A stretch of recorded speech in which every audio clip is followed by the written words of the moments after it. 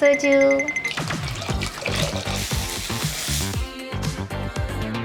အရင်စားကြနေပြီသူတငယ်ချင်းနဲ့နှက်တာ Hello recipe 2ကဦးပါဒီနေ့မှာတော့ဦးပါပေါ့နော်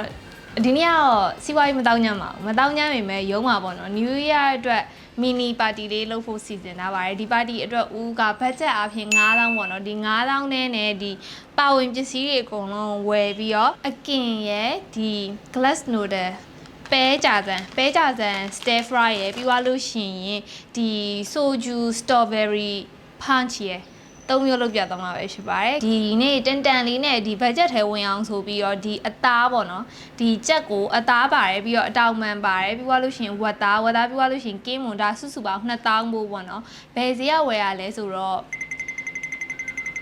အာတော့ကစီမနက်ကဦးအာတော့ကစီမှာတော့ဝယ်လာတာပေါ့နော်ပြီးသွားလို့ရှိရင်ဒီ surprise ရယ်ဒီ soju နှစ်ပတ်လင်းရယ်ပြီးသွားလို့ရှိရင် jelly ရယ်ပေါ့နော်ဒါ strawberry soju punch အတွက်ကကြတော့စုပေါင်း16500ဒီဟာကကြတော့12000နဲ့5တုပ်ကိုဆိုင်ရှင်က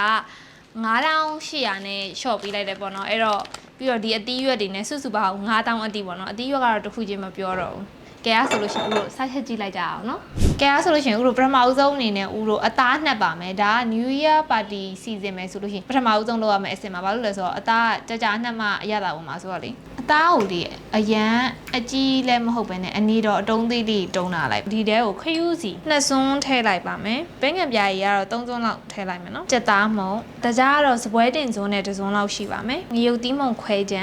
အယောင်တင်မုံပြီးတော့စားနှင်းငယ်ပြီးရင်ဒါပြောင်းကော်မှုန့်ပေါ့နော်ကြက်သွန်ဖြူကိုထောင်းတာပေါ့နော်ဒါလေးကတော့နည်းနည်းများလေးထည့်လိုက်မယ်ပြီးသွားလို့ရှိရင်ဂျင်းထည့်လိုက်ပါမယ်စီလေးထည့်ပါမယ်ဒီအဆင့်အသားနေတာဆိုလို့ရှိရင်ဒါရိုးအကင်အဆက်ဆိုလို့ရှိရင်ဒီအဆင့်လောက်ဆိုရပြီပေါ့နော်ဒါဒီမာလာမောကကြတော့ဟွာအကြောင်းရဲ့စီရရဲ့ဦးကလှော်ပြီးတော့မှပြန်ကြိတ်ထားရသေးပေါ့နော်ဒါလေးကိုပါထည့်လိုက်မယ်ဒီဟာဦးတို့ plastic wrap လေးနဲ့တခြားလေးအုပ်ပြီးရေခဲတရာထဲမှာနှက်ထားလိုက်ပါမယ်ကြက်သားကိုလည်းဒီပါဝင်ပစ္စည်းတိုင်းပဲတစ်ခါရေးနှက်လိုက်ပါမယ်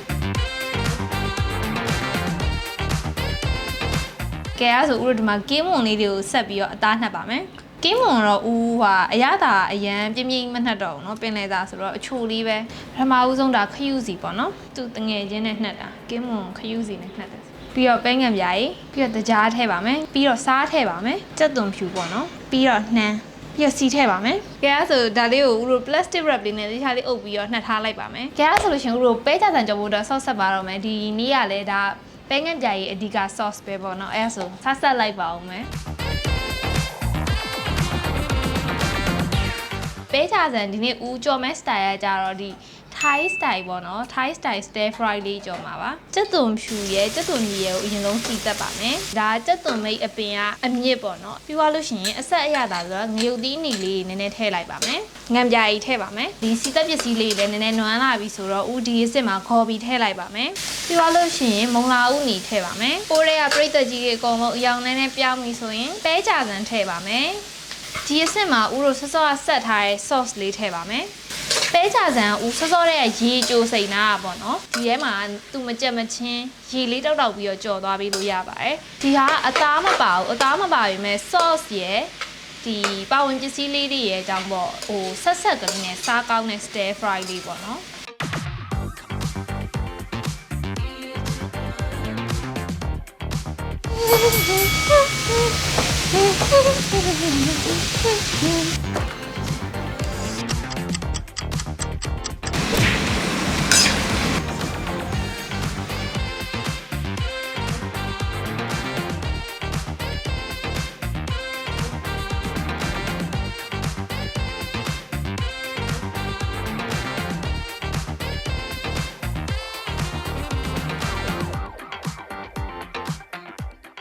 ကဲဒါဆိုလို့ရှိရင်ဦးတို့အကင်လေးလည်းရပြီဆိုတော့တခါတည်းဒီကင်းမွန်ရဲ့ဝက်သားရဲ့ကိုဦးတခါတည်း gas နဲ့ကင်လိုက်မယ်တချို့ကိုကြတော့တခါတည်း oven နဲ့ bake လုပ်လိုက်မယ်ပေါ့နော်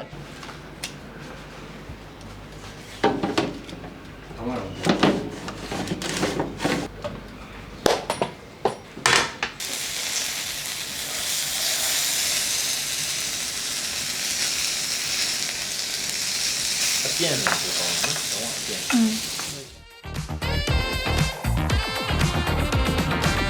အရင်စားကြတယ်အရင်စားကြနေပြီ ဒီနေ့ပါတီရဲ့အဓိက strawberry soju punch လုပ်ပါမယ်။ဒါ strawberry ချမ်းလေးပေါ့နော်2000နဲ့ဝယ်လာတာ။ jelly ကိုလည်း strawberry ရတာပဲယူခဲ့ပါတယ်။အော်မဖွင့်နိုင်တော့ 对对对。那条条。အကုန်ဖွင့်ပေးပါ။ကဲမှာ jelly တွေညှစ်ချလိုက်ပါပြီ။မူပဲနဲ့ပျော်လေးတောက်ချင်တယ်ဆိုရင်တော့ try ကြည့်တဲ့ recipe လေးပါ။ယောက်ျားလေးဆိုရင်တော့ကြီးတိုင်းပဲတောက်လိုက်ပါ။ပူစင်နဲ့ထည့်ပါမယ်။ထည့်ပြီးတော့ soju ထည့်လိုက်ပါမယ်။ဒါပေမဲ့အဲ့လိုအများကြီးထည့်လိုက်လို့မလန့်ပါနဲ့တော့ဟို percentage က73%လောက်ပဲပါတယ် Sprite မဟုတ် sparkling လည်းရတယ် Sprite လည်းရတယ်ပြီးတော့ lemonade လည်းရပါတယ်ကျန်ဆိုတို့ရေခဲထည့်လိုက်ပါမယ်အေး strawberry ဖြော်ရည်ရပါပြီ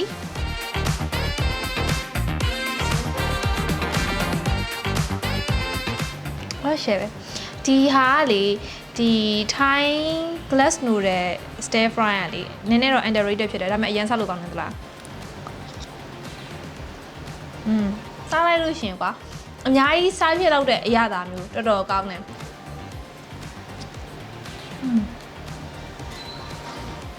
ဒါလေးလည်း share ပဲဒီထဲမှာ strawberry အရသာလေးနဲ့မှုေးပြီးချိုပြီးကောင်းနေ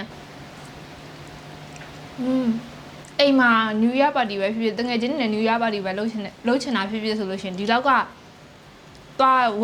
ဝယ်လို့စားလို့တန်တယ်ကွာဥမာ10ယောက်ဆိုရင်တော့အရန်တော့မွားပြီမယ်တယောက်9000လောက်ဆိုရင်တော့မှဒီလောက်တပါတီစာစီစဉ်လို့ရရကွာကဲဒါဆိုရင်တော့ဦးတို့ရဲ့ဒီနေ့ New Year episode လေးကလောက်ထိပါပဲနောက်ပတ်တင်မှာဦးကဗာလေးချက်ပြအောင်မလဲဆိုတော့ recipe 2 channel မှာဆက်ပြီးစောင့်ကြည့်ပေးလို့ရပါတယ်ဦးတငယ်ချင်းနေနဲ့